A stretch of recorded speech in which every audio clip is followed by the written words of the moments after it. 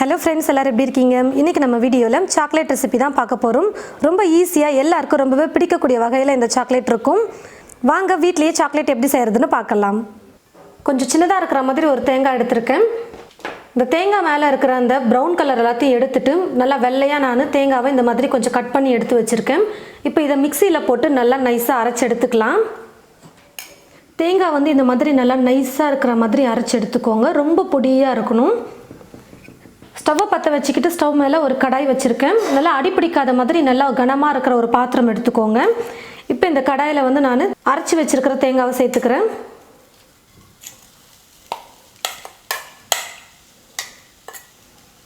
தேங்காவை சேர்த்ததுக்கப்புறமா ஸ்டவ்வை வந்து மீடியமில் வச்சுக்கோங்க. மீடியம் ஃப்ளேம்லேருந்து லோ ஃப்ளேமுக்கு மாற்றணும். லோ ஃப்ளேம்லேருந்து மீடியம் ஃப்ளேமில் வச்சுக்கணும். இப்படி மாற்றி மாற்றி நம்ம குக் பண்ணணும். தீ மட்டும் ஃபுல்லாக வைக்கக்கூடாது. தேங்காயில் இருக்கக்கூடிய ஈரப்பதம் எல்லாம் போயிட்டு நல்லா ட்ரை ஆகிட்டு வரணும். அந்த மாதிரி நம்ம நல்லா வறுத்து எடுத்துக்கலாம்.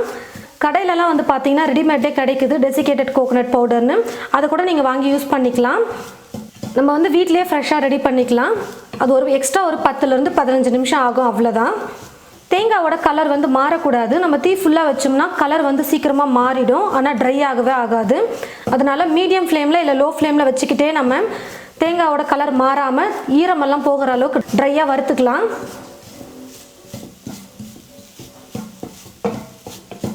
பாருங்கள் ஃப்ரெண்ட்ஸ், தேங்காவை நல்லா நான் வறுத்துக்கிட்டேன். இந்த மாதிரி கரண்டில் எடுத்து போடும்போது இந்த மாதிரி நல்லா உதிரி உதிரியாக வரணும். பாருங்கள், கையில் தொட்டிங்கனாலே தெரியும், நல்லா உதிரி உதிரியாக இருக்கும். ஈரம் வந்து கையில் இருக்காது. நல்லா ட்ரையாக வறுத்ததுக்கப்புறமா நம்ம ஸ்டவ் ஆஃப் பண்ணிக்கலாம். நல்லா சூடு ஆறுனதும் ஒரு பாக்ஸில் நீங்கள் ஸ்டோர் பண்ணி வச்சுக்கிட்டிங்கன்னா அப்பப்போ உங்களுக்கு தேவைப்படும் போது யூஸ் பண்ணுறதுக்கு ரொம்ப ஈஸியாக இருக்கும். ஃப்ரிட்ஜ்லேயும் வைக்கலாம், இல்லைனா வெளியில் கூட நீங்கள் பாக்ஸில் ஸ்டோர் பண்ணி வச்சுக்கலாம். ஆனால் நல்லா கொஞ்சம் கூட ஈரமே இல்லாமல் நல்லா வறுத்து எடுத்திங்கன்னா தான் ஃப்ரெஷ்ஷாக கெடாமல் நல்லாயிருக்கும். நான் வந்து இப்போ வறுத்து வச்சுருக்கிற தேங்காய் வந்து ஒரு கப்பில் அளந்து எடுத்துக்கிட்டேன். நான் வந்து இந்த கப்பில் ஒரு கப் அளவுக்கு கலந்து எடுத்திருக்கேன். இப்போ கொஞ்சம் மீதி இருக்குது. இதை ஒரு பாக்ஸில் ஸ்டோர் பண்ணி வச்சுக்கிட்டோம்னா வேறு ஏதாவது ரெசிபி செய்கிறதுக்கு கூட யூஸ் ஆகும். இப்போ ஸ்டவ் மேலே ஒரு பாத்திரம் வச்சுருக்கேன். இந்த பாத்திரத்தில் பால் சேர்த்துக்க போகிறேன். காய வச்ச பால் தான் எடுத்திருக்கேன். தேங்காய் எடுத்த அதே கப்பில் 3/4 கப் அளவுக்கு பால் சேர்த்துக்கிறேன். இது கூடவே 1/4 கப் சர்க்கரை சேர்த்துக்கிறேன். சர்க்கரை கரையிற வரைக்கும் குக் பண்ணிக்கலாம்.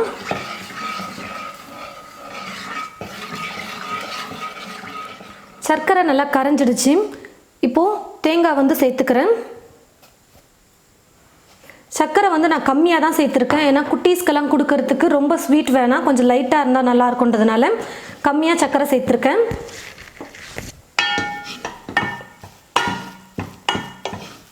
கொஞ்சம் அதிகமாக ஸ்வீட் வேணும் அப்படின்னு நினச்சிங்கன்னா நீங்கள் 1/2 கப் கூட சேர்த்துக்கலாம்.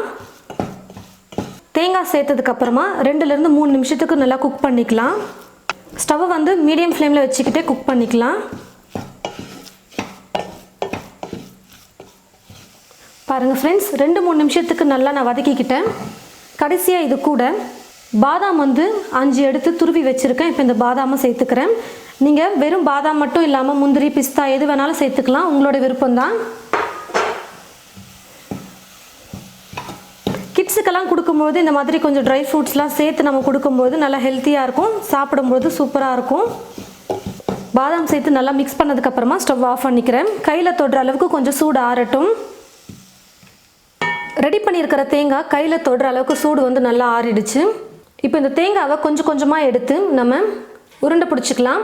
உங்களுக்கு எந்த ஷேப் வேணுமோ அந்த ஷேப்பில் நீங்கள் தேங்காவை ரெடி பண்ணிக்கோங்க. நான் வந்து இப்போ கொஞ்சம் கட்டமாக வந்து நான் ஸ்கொயர் ஷேப்பில் நான் ரெடி பண்ணிக்க போகிறேன்.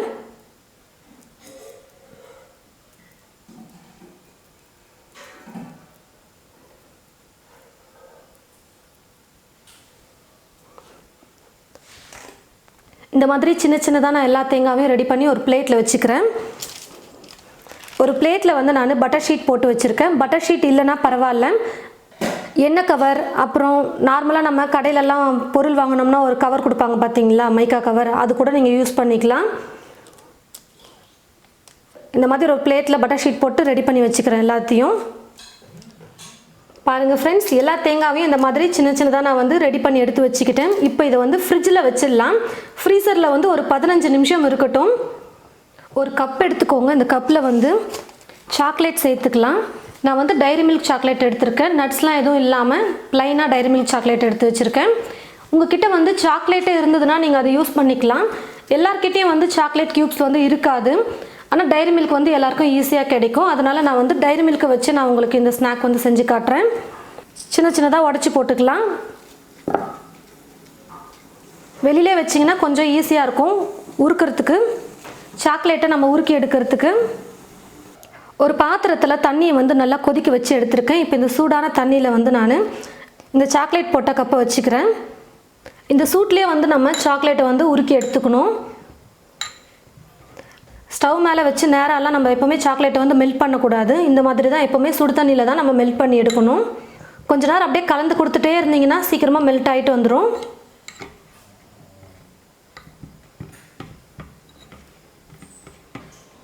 கப் வந்து ரொம்ப சின்னதாக இருந்ததுனால நான் வந்து வேறு கப்புக்கு மாற்றிக்கிட்டேன். பாருங்கள் ஃப்ரெண்ட்ஸ், நம்ம ரெடி பண்ணியிருந்த தேங்காவை ஃப்ரீசர்லேருந்து எடுத்துக்கிட்டேன். இப்போ இந்த தேங்காவை வந்து ஒரு பிளேட்டில் எடுத்து வச்சுக்கிட்டு இதே பட்டர் ஷீட்டை நம்ம யூஸ் பண்ணிக்கலாம். ரெடி பண்ணியிருக்கிற தேங்காவை இப்போ இந்த சாக்லேட்டில் வந்து டிப் பண்ணி எடுத்துக்கலாம். இந்த மாதிரி ஃபோக் ஸ்பூன் எடுத்துக்கோங்க. அப்போ எக்ஸ்ட்ரா இருக்கிற சாக்லேட்லாம் கூட வந்து கீழே வெளில வந்துடும்.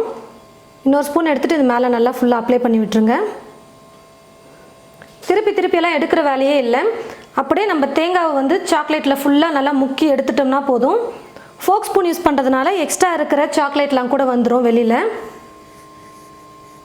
ஒரு பிளேட்டில் பட்டர் ஷீட் போட்டு வச்சுருக்கோம் பாருங்கள். அந்த பட்டர் ஷீட்டில் வச்சுக்கலாம் இப்போ இந்த சாக்லேட்டை.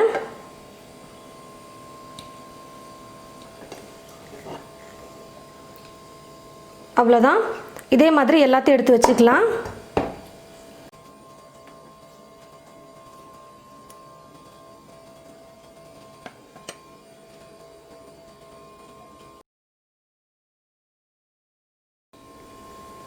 இந்த மாதிரி எல்லா தேங்காவையும் சாக்லேட் சிரப்பில் வந்து டிப் பண்ணி எடுத்து வச்சுருக்கேன். சைட்லலாம் வந்து பார்த்தீங்கன்னா கீழே வழிஞ்சிருக்கும். ஏன்னா சாக்லேட் மெல்ட்டாக இருக்குல்ல, அதனால் அது ஒன்றும் பிரச்சனை இல்லை. நம்ம ஃப்ரீசரில் வச்சு எடுத்துட்டோம்னா அது எல்லாமே கெட்டியாக வந்துடும். இப்போ நான் வந்து ஃப்ரீசரில் இந்த சாக்லேட் அப்படியே பிளேட்டோடு வச்சுக்க போகிறேன். பாருங்கள் ஃப்ரெண்ட்ஸ், ஃப்ரிட்ஜிலேருந்து நான் எடுத்து ஒரு பிளேட்டில் எடுத்து வச்சுக்கிட்டேன். ஃப்ரீசரில் வந்து நான் வச்சுருந்தேன். நீங்கள் எவ்வளோ நேரம் வேணால் வச்சுக்கலாம் ஃப்ரீசரில். நான் வந்து நைட்டு தான் இந்த சாக்லேட் செஞ்சேன். அதனால் நைட்டு ஃபுல்லாக அப்படியே விட்டுட்டேன். காலையில் தான் சாப்பிட போகிறோம், நைட் அந்நேரத்துக்கு சாப்பிட முடியாதுன்னு ஃப்ரிட்ஜிலே சாக்லேட் அப்படியே வச்சுட்டேன். காலையில் ஃப்ரீசர்லேருந்து எடுத்து இப்போ வச்சுருக்கேன். இந்த சாக்லேட் வந்து பார்த்திங்கன்னா நிறைய பேருக்கு தெரிஞ்சிருக்கும்.